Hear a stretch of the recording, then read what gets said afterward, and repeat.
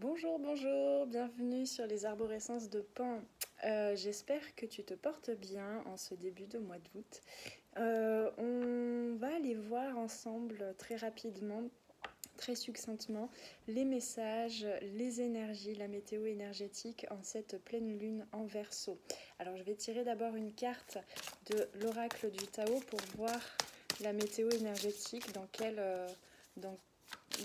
énergies on peut se trouver. Tu peux te trouver actuellement en cette pleine lune. Et puis ensuite, on va aller voir avec le tarot. Hop, on a deux cartes. Alors, qu'est-ce qu'il se passe? La poussée vers le haut et l'éveilleur. Donc, cette pleine lune nous invite à comprendre le sens de nos actions, le sens nos intentions profondes à nos actions, de comprendre en quoi tous nos choix, en fait, toutes nos prises d'action, nos entreprises, ce qui nous met en mouvement entre l'être-té du moment présent, ce que l'on est, comment est-ce qu'on se perçoit aujourd'hui, et l'espace et le temps qui se trouve entre soi et peut-être les perspectives vers lesquelles on veut se diriger, de comprendre du coup le sens d'évolution, ce que ça peut nous apporter. Donc il y a peut-être une sensation déjà peut-être d'anticipation, mais pas d'anticipation qui nous met dans une certaine anxiété du futur, mais une anticipation plutôt à incarner dès à présent,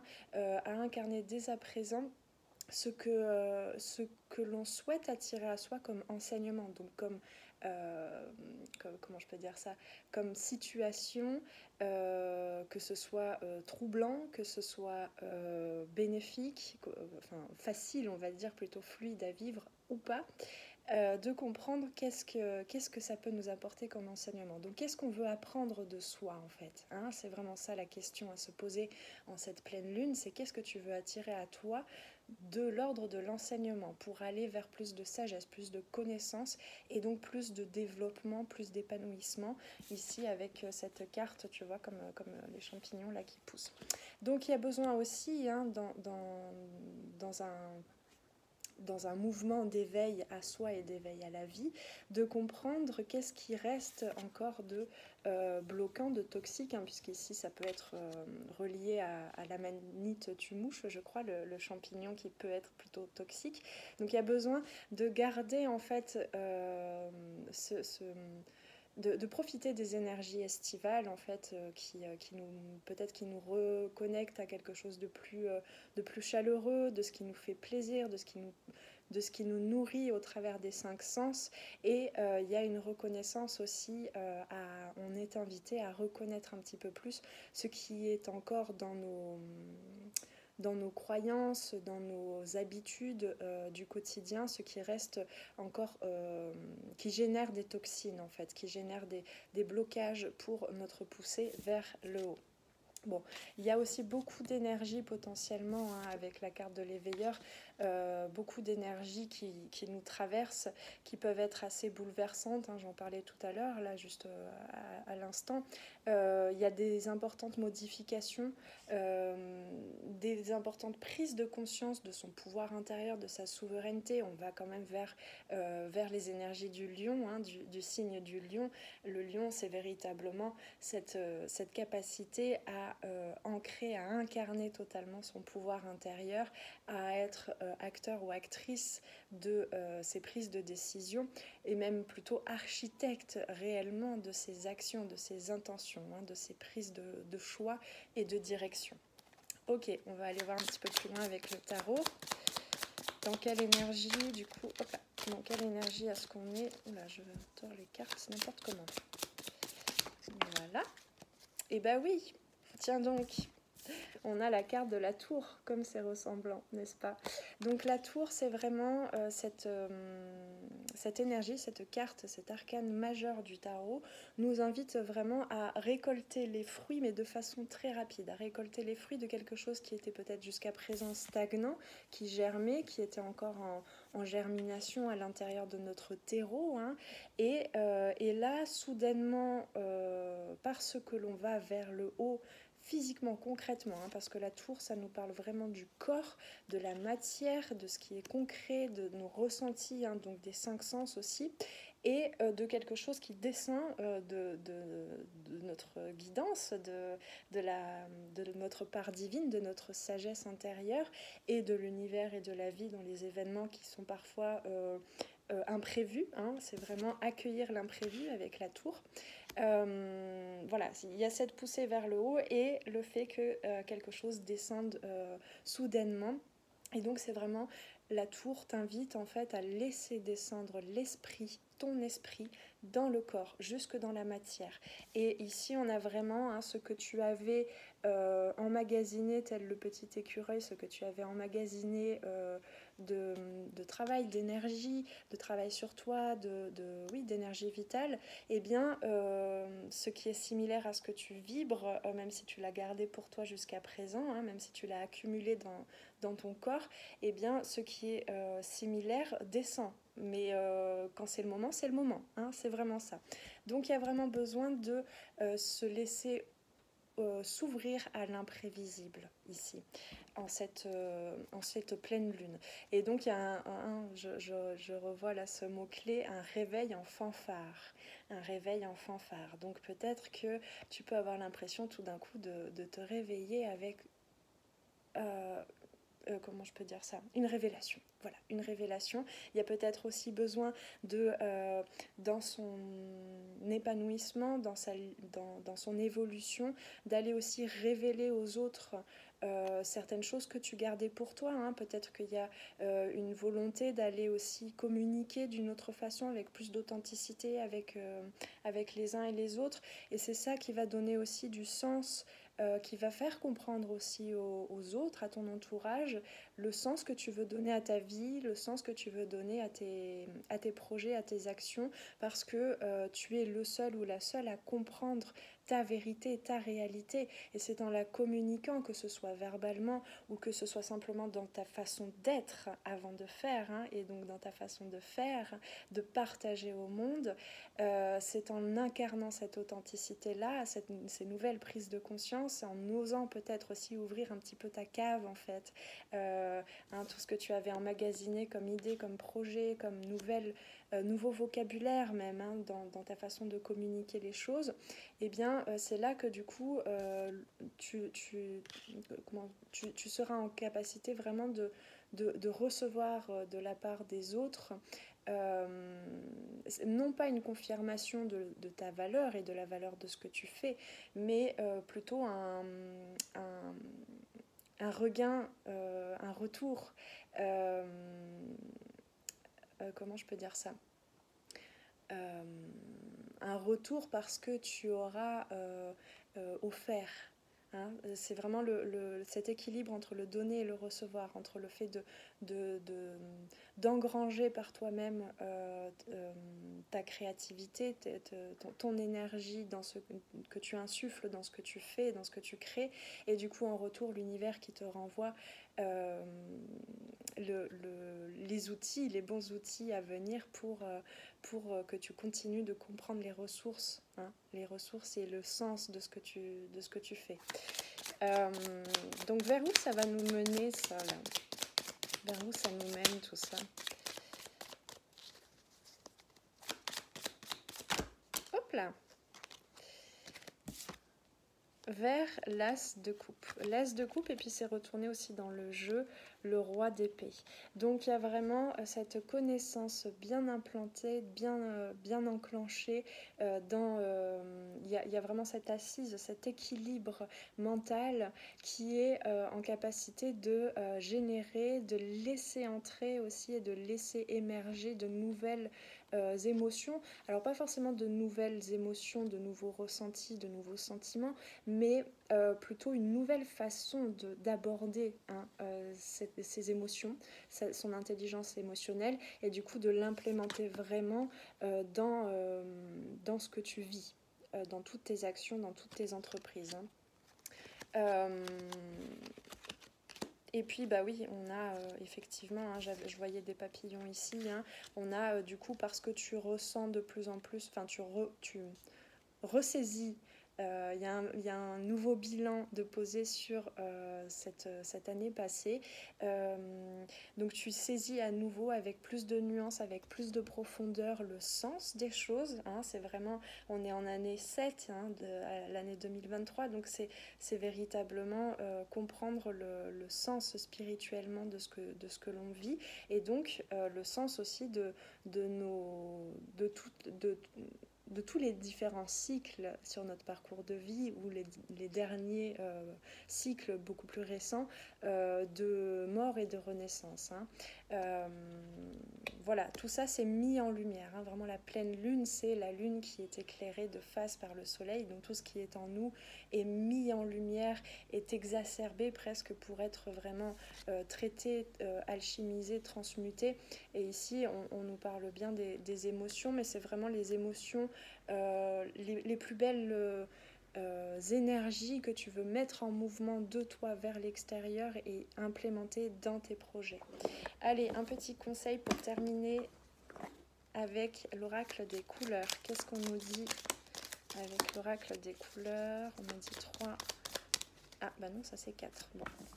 Alors, la première qui est tombée, on a le vieux rose. Mes petits moments de bonheur sont des trésors que je garde bien précieusement en mémoire.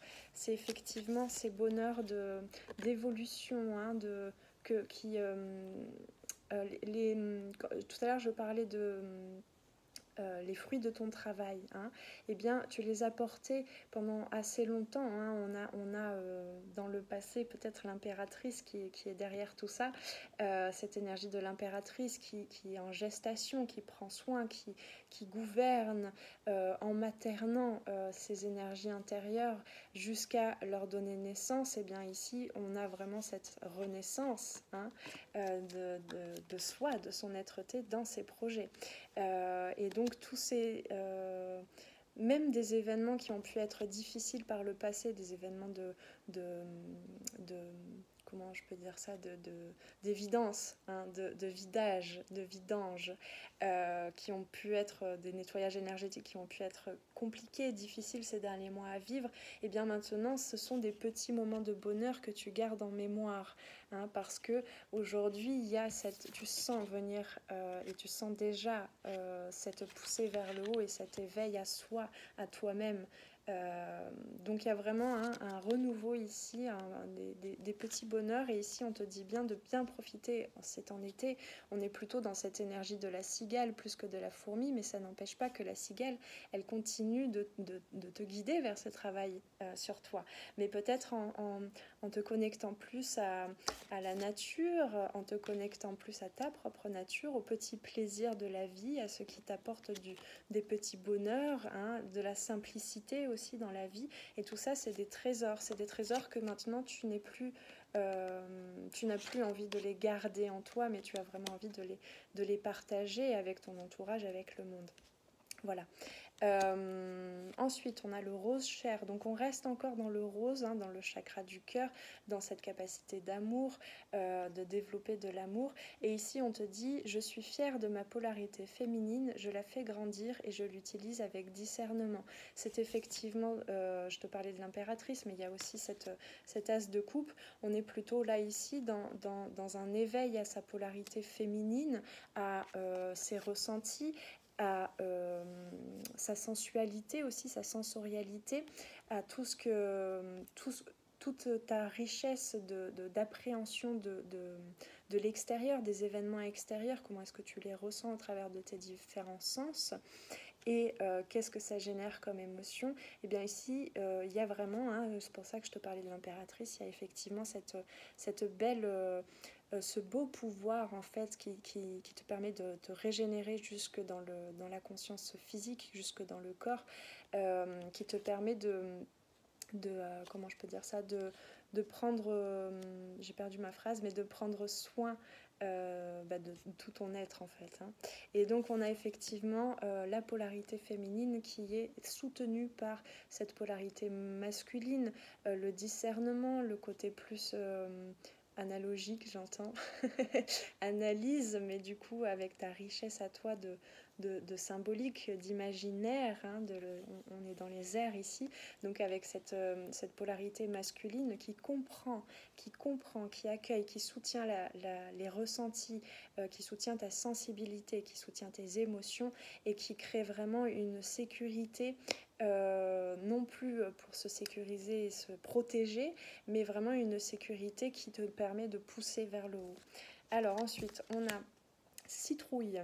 Je saisis chaque opportunité de ressentir du plaisir afin de renforcer ma joie de vivre. On est toujours dans la même mouvance ici avec ce orange citrouille qui est vraiment relié au chakra sacré, hein, le deux doigts en dessous du nombril, hein, ce chakra qui te reconnecte au plaisir, qui du coup laisse descendre depuis le chakra médian du cœur peut-être des énergies plus subtiles au travers du chakra sacré, jusque dans l'ancrage. Hein. On a du rouge ici, donc jusque dans le chakra racine, hein, avec du coup la capacité d'aller te nourrir dans ce qui t'entoure au travers de tes sens, encore une fois, au travers des petits plaisirs de la vie, d'aller, comment je peux te dire ça, t'ancrer dans une confiance dans la vie, dans une confiance en les autres, en toi-même, en tes projets, etc. En tes perspectives même plutôt. Et ensuite, pour finir, on a bleu poudré. Ma capacité à rêver me permet de contribuer à un monde meilleur. Donc ici, on a vraiment ce bleu aussi, hein, la capacité le bleu clair, hein, d'exprimer par le chakra de la gorge, mais pas que exprimer verbalement, hein, mais exprimer de par tes émotions, implémenter ces énergies-là, ton unicité dans tout ce que tu entreprends, encore une fois. Et donc on a vraiment cette belle osmose entre les énergies féminines et masculines, parce que l'énergie féminine, quand tu es trop dans la passivité que dans le yin, eh bien tu as tendance à rêver ta vie et non pas à vivre ton rêve de vie. Et donc il y a une dissociation peut-être qui peut se créer, du coup une dissociation du corps aussi et des ressentis, et donc c'est ta capacité à s'ancrer quand tu vis la vie dans laquelle tu es et tu rêves quelque chose d'autre. Hein. Tu as des perspectives, tu as des rêves, mais tu as du mal à l'implémenter, à l'ancrer dans ta vie. Ici, on a les deux, du coup, hein, dans cette carte. On nous parle bien de ma capacité à rêver, donc cette capacité à percevoir, hein, percer et voir ce vers quoi tu veux pousser vers le haut, hein, à percevoir ton futur. Ça, c'est vraiment le yin, c'est la polarité féminine, me permet de contribuer à un monde meilleur. Hein, avec ce masculin intérieur, tu es déjà dans la confiance par le biais de tes sens, de tes émotions, de ces éveils à toi-même. Tu es déjà dans la capacité à contribuer au monde, à apporter au monde, à partager au monde, à exprimer ce qu'il se passe à l'intérieur et donc à le concrétiser, voilà, de par les actions, hein, de par les intentions, hein, qui te tend vers ton élévation, vers le futur, vers ton développement. Et du coup, eh bien, voilà, on est vraiment ici dans cette pleine lune, pour résumer, dans cette compréhension, meilleure compréhension et meilleur ancrage du pourquoi. Du pourquoi on a vécu telle ou telle chose, du pourquoi on vit telle ou telle chose, du pourquoi on va vers telle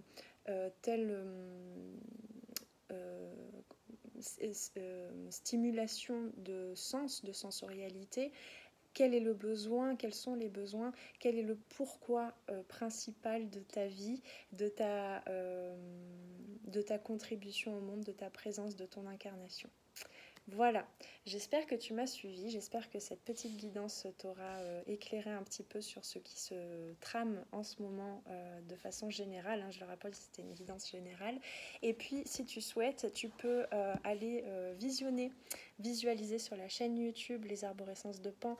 Je viens de poster les 12 tirages astrologiques, donc pour les 12 signes astrologiques. Tu pourras du coup aller voir pour ton signe astrologique, pour ton ascendant lunaire et pourquoi pas aussi ton signe en Vénus, pour aller fouiller un petit peu dans les différents messages, dans les différentes guidance, aller fouiller un petit peu ce que tu peux être amené à mieux comprendre dans ce que tu vis. Et puis, si tu souhaites aussi une guidance individuelle, je t'invite à m'envoyer un mail à lesarborescencesdepan@gmail ou sur Instagram à m'envoyer un message privé pour réserver ta guidance privée, ta guidance individuelle. Je te souhaite, je n'ai plus qu'à te souhaiter une bonne journée ou une bonne fin de journée selon le moment où tu regardes cette vidéo, et je te souhaite une très très belle pleine lune en Verseau, et on se retrouve très très prochainement pour une prochaine guidance ici ou là. Ciao ciao.